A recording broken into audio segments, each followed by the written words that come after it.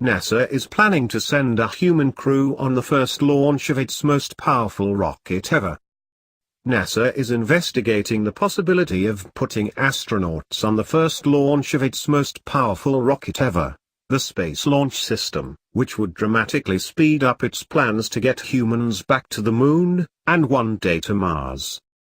In a major turnaround, the space agency is considering adding a crew of astronauts to Exploration Mission 1, M1, an orbital mission to the Moon that's currently scheduled to launch in September 2018, but until now was going to be crewless. While that September 2018 deadline might now be too ambitious, given the upgrades that will need to be made to the SLS to accommodate humans, it's still a huge and abrupt change of plans in NASA's mission timetable. Before the announcement, crew journeys on the SLS and its accompanying Orion capsule had been planned for 2021 at the earliest. The surprising new direction for the SLS, described as a bombshell announcement by NASA standards, is widely being seen as a sign of the Trump administration's declared interest in returning astronauts to the Moon. Referencing President Trump's inaugural address commitment that the U.S. will unlock the mysteries of space, Acting NASA Administrator Robert Lightfoot broke news of the plan this week, announcing a new study to assess the feasibility of adding an astronaut crew to M1. I know the challenges associated with such a proposition, like reviewing the technical feasibility, additional resources needed, and clearly the extra work would require a different launch date, Lightfoot explained in a NASA memo.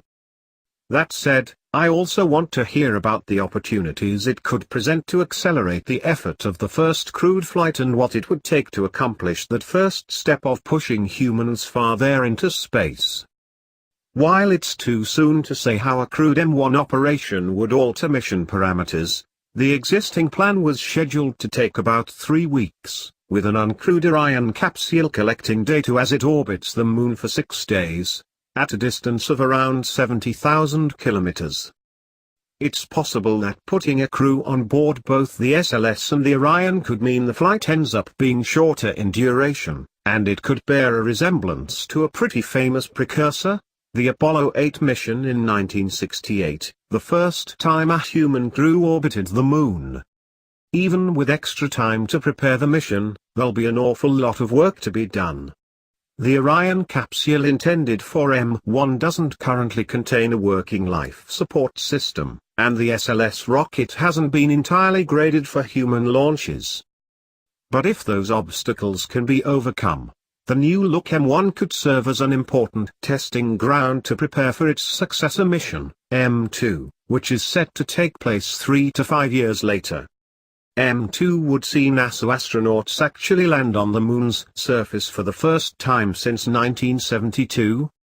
And while these new missions might sound like do-overs of glorious NASA accomplishments from decades ago, the truth is that the stakes are actually more scientifically ambitious than ever before. The SLS's ultimate purpose isn't just to ferry us over to Earth's satellite, it's to get humans to Mars one day. Testing the spacecraft is one thing, but we also need to run checks on everything we'd need to actually live on the red planet, and the Moon's the closest thing to a trial run we're going to get. So while there's a huge amount of detail for NASA scientists to still figure out with a crewed first launch of the SLS with Orion, or even if it's doable at all, the prospect that humans could be getting back to the Moon sooner rather than later is something we're definitely excited about. The magnitude of what we're doing with SLS and Orion is incredible, Lightfoot explains, as are the capabilities we're creating for this nation, which will take humans farther than we ever have before.